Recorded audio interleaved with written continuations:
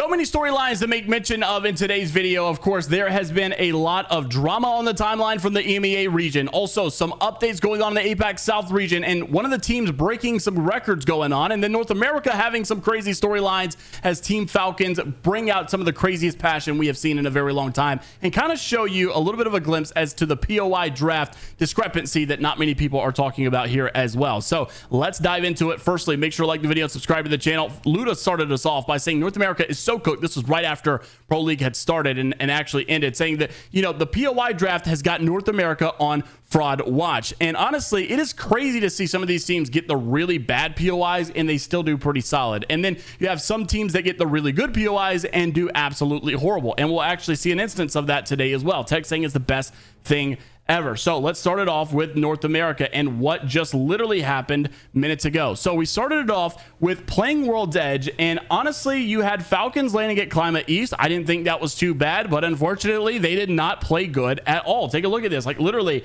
they are not up in this top 10 hardly at all. One time in game 1, not in game 2, not in game 3, and then they go over to Storm Point, and they're landing at Devastated Coast, and they're winning, and then getting a top 3 or top 4, then winning again, and they bring it all the way back to win the night as well. This team is absolutely frying right now. Liquid Alienware in second, Cloud9 in third, NRG in fourth, Temper in fifth, Oxygen in sixth, Pioneers in seventh, SSG in eighth, Stallions in ninth, CCE in 10th, Furia in 11th. Unfortunately, got to make mention of Disguise. They absolutely needed a monstrous of a game tonight, and they just sadly did not get it, or last night I should say. This really hurts their chances going into the Split 2 playoffs.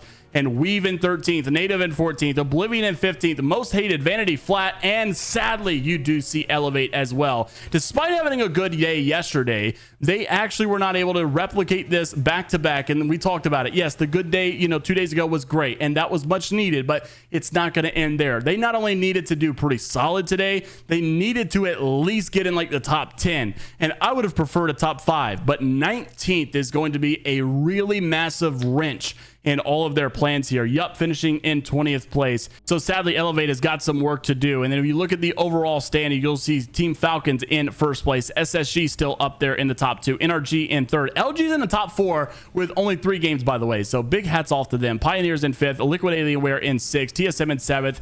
8th is Furia. Complexity is in 9th. Weave in 10th. Skidmark in 11th. Oxygen Esports in 12th place. CCE in 13th, Cloud9 in 14th, Elevate still up in 15th, not too terrible. They have some chances. They just got to stay consistent. Most Hated in 16th, Flat in 17th, Not Moist, Bored. And I think some of the biggest upsets here, Disguise in dead last now.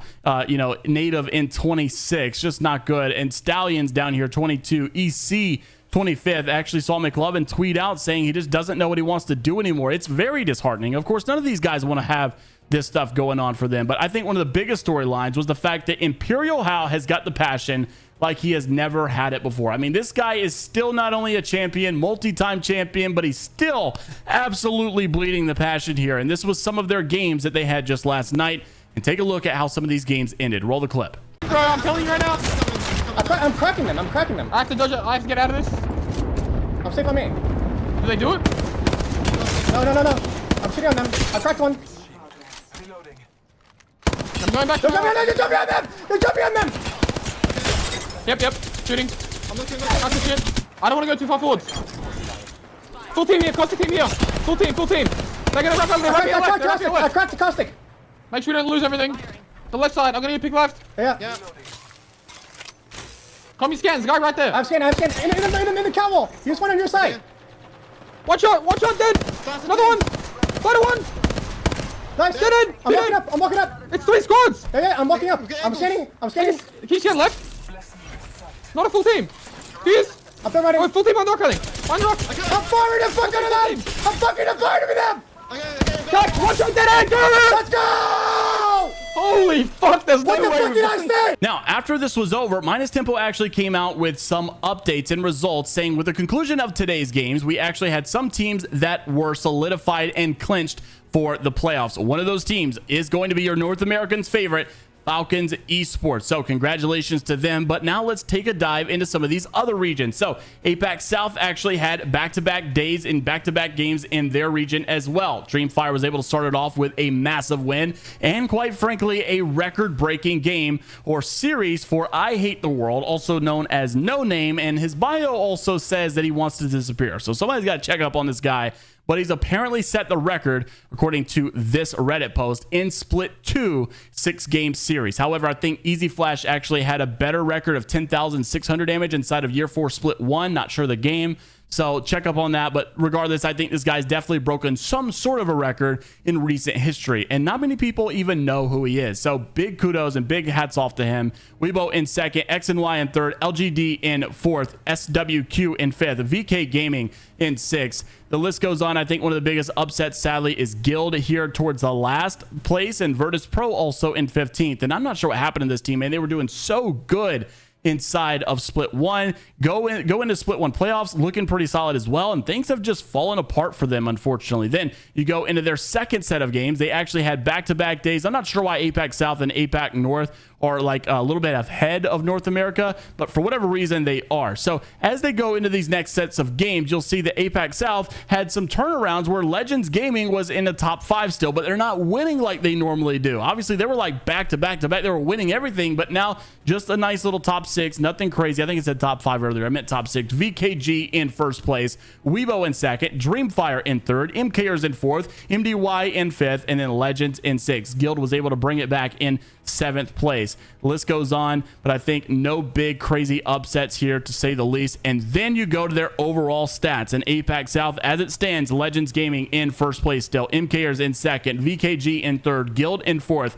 And then Dreamfire has now jumped up to 8th position. XNY, MDY, Bear Claw Gaming, all those guys inside of the top 8. But you do go back to these solidified teams, and one of those, or actually a couple of these, are from the APAC South region. So one of those are Legends Gaming. Also MKers, also VKG have solidified their spot inside of LAN already. So big shout out to APAC South. Those guys have been grinding and looking very, very good. Now, we also got some updates for the EMEA region. We don't actually have any major updates for APAC North, considering they have not really played anything since our last video. We already made mention of it. But inside of the EMEA region, you saw Alliance yesterday take first place with a very nice dub and 78 points as well. A much needed game for them. We talked about them not qualifying possibly, and so this was going to be a massive boost for them. NIP in second with the 07 roster. Got to make mention of one of their clips as well. Navi in 6th, and some of the drama going on behind Navi. We'll take a look at it. Go Next in 8th, Cybercats in 9th, EXO in 10th, and Aurora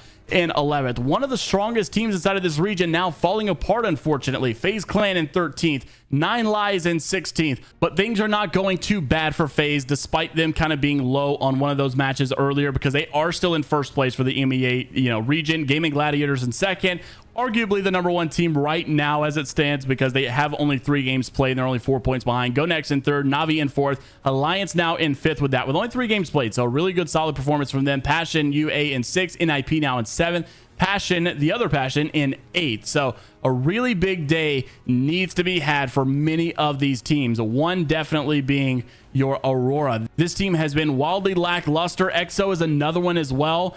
Not sure what's going on in some of these camps, but you definitely had some drama on the Twitter timeline yesterday. So it started off, Aurora was saying that they are going to be contesting 0 LAN earnings today. And so, of course, that sparked much controversy. Then you had Matafi coming out to say, you talk crap, but then you run away. Good luck for the rest of Pro League and don't come barometer. Again, obviously things did not go too well for Aurora here, but you had the response coming out from Aurora, and I think they had a pretty good one as well. How does it feel to be signed only because of EWC with 0 org support on game day, lil bro? Like, what a crazy response coming from the social media manager over at Aurora.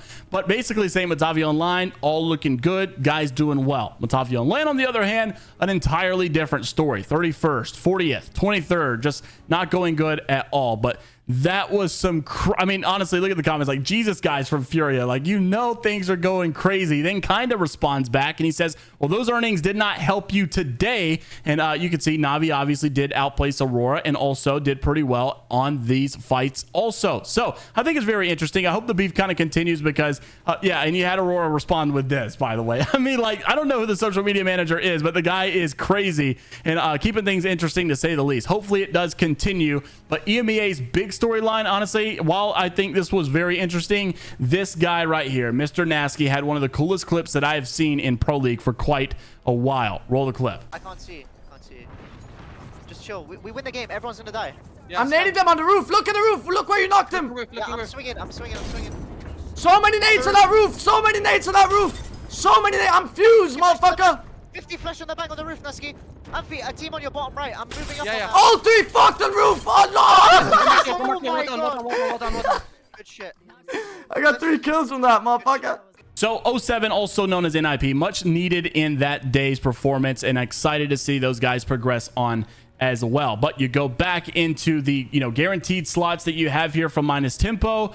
None of these teams actually are from the EMEA region. Those guys are still fighting it out, though the only other teams are Fnatic, which we talked about in their Pro League day yesterday, and then New Jay as well. So both of these teams from APAC North also solidifying their spot. So 1 North America, 3 APAC South, and 2 APAC North thus far. Interested to see how it all settles in a matter of time. Let me know what your big storylines are down in the comment section below, and who are you rooting for as we progress into the last couple of days of Pro League. Obviously, teams like Disguised and teams like Elevate are going to need some massive days in order to make this thing work. Let me know what your thoughts are down below, and until the next time, we'll see you all later, Gators.